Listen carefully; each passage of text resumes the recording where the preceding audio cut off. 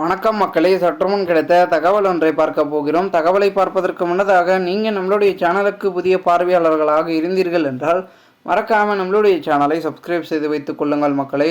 தற்பொழுது அதிமுகவில் எடப்பாடி தலைமை மாறினதுக்கு பிறகு மிகப்பெரிய அளவில் பார்த்திங்கன்னா நிறைய பேருக்கு கடுப்பும் இருக்குது, எதிர்ப்பும் இருக்குது, சிக்கலும் இருக்குது. தமக்கு பதவி வரலையே அப்படின்ற நோக்கங்கள்லாம் நிறைய பேருக்கு இருக்குங்க. ஓகேங்களா? ஆமாங்க, செல்லூர் ராஜே எடுத்துக்கோங்க. அவருக்கே கொஞ்சம் நிறைய இயக்கங்கள் இருக்குது. அவருக்கு என்ன இயக்கங்கள் இருக்குன்னா, கிட்டத்தட்ட பார்த்திங்கன்னா அவர் மிகப்பெரிய ஒரு மூத்த நிர்வாகி.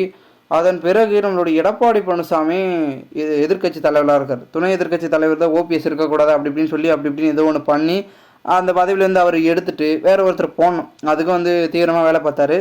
அவர் குறிப்பிட்டவர்களும் முக்கியத்துவம் கொடுப்பார் அப்படின்றது எல்லாருக்கும் தெரியும். ஸோ அதனால் என்ன பண்ணார்னா, ஆர்பி உதயகுமார், ஓகேங்களா, உங்களுக்கு தெரியும்னு நினைக்கிறேன், அவரை துணை எதிர்க்கட்சி தலைவராக நியமித்து விட்டார் எடப்பாடி பழனிசாமி. அதன் பிறகு இது நிறைய பேருக்கு புகைச்சலாக மாறிவிட்டது. ஏன்னா தமிழும் மூத்த நிர்வாகி, மிக முக்கிய புள்ளிகள், ஏன் நமக்கு பார்த்திங்கன்னா அந்த பதவி வரல அப்படின்றத நம்மளுடைய செல்லூர் ராஜுக்கே அந்த ஒரு கருத்து இருக்குங்க. ஓகேங்களா? யாருக்கு அந்த இருக்குது, ஏன்னா முக்கிய புள்ளிகள் இவங்களாம்.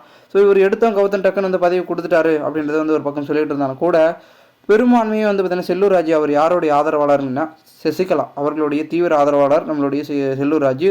இந்த ஒரு சூழலில் ஜெயலலிதா அம்மா இருந்தனால அவங்களுக்கு பெரும் வகையில் விசுவாசமாக செயல்பட்டார். அதன் பிறகு சசிகலா அவர்களும் இருந்தார், அவருக்கு விசுவாசமாக செயல்பட்ட பிறகு அவங்களெல்லாம் கட்சியிலேருந்து நீக்கப்பட்ட பிறகு சரி தலைமைக்கு நம்ம அடிபணி தான் ஆகணும், அவங்க சொல்கிற மாதிரி நடந்தால் ஆகணும் அப்படின்னால ஸோ அதையெல்லாம் நடந்து கொண்டு இருந்தார் அப்படின்னு சொல்லப்படுகிறது.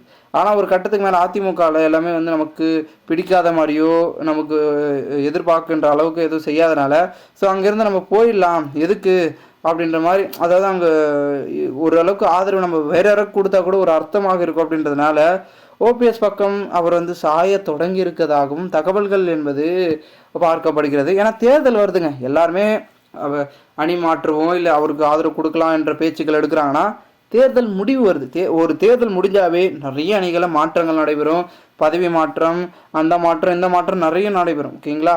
இந்த ஒரு சூழலில் அதிமுகலாம் அதான் நடக்க போகிறது, நடைபெற்று கொண்டிருக்கிறது.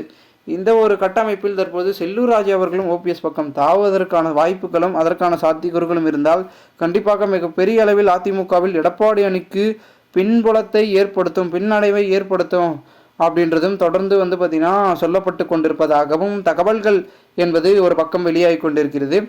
இந்த ஒரு சூழலில் பெரும்பான்மை என்பது ஒன்று இருந்தாலும் கூட மிகப்பெரிய அளவில் பார்த்திங்கன்னா அதிமுக பேசும் பொருளாக மாறுவதற்கான வாய்ப்புகளும் இருக்கிறதா அப்படின்றத நம்ம தொடர்ந்து தான் பார்க்கணும். ஏன்னா அதிமுகவை காட்டிலும் மிகப்பெரிய அளவில் பார்த்திங்கன்னா ஒரு மாற்ற ரீதியிலான அரசியல் முன்னெடுப்பை பார்த்திங்கன்னா நம்மளுடைய அதிமுக எடுக்கலைன்னா ஓபிஎஸ் எடுப்பார் அப்படின்றது பார்க்கப்படுகிறது. ஏன்னா அந்தளவுக்கு சூழல் என்பது ரொம்ப நெருக்கடியாக போயிட்டுருக்கு. பிளவுக்கு கட்சியாக அதிமுக மாறிக்கொண்டிருக்கும் சூழலில் ரொம்ப சிக்கல்களும் நடந்துட்டுருக்கு. பார்க்கலாம் என்ன நடக்க போகிறது. மேலும் இது போன்று நீங்கள் அரசியல் சார்ந்த நிகழ்வுகளாம் தினசரி தெரிந்து கொள்ள நம்மளுடைய தமிழகத்தின் அரசியல் என்னுடைய சேனலை சப்ஸ்கிரைப் செய்து வைத்துக் கொள்ளுங்கள். இந்த ஒரு தகவலை குறித்த பொதுமக்கள் உங்களுடைய கருத்துக்களை கமெண்ட் மூலமாக தெரிவிங்கள். மேலும் நம்மளுடைய சேனலுடன் தொடர்ந்து இணைந்திருங்கள். நன்றி, வணக்கம்.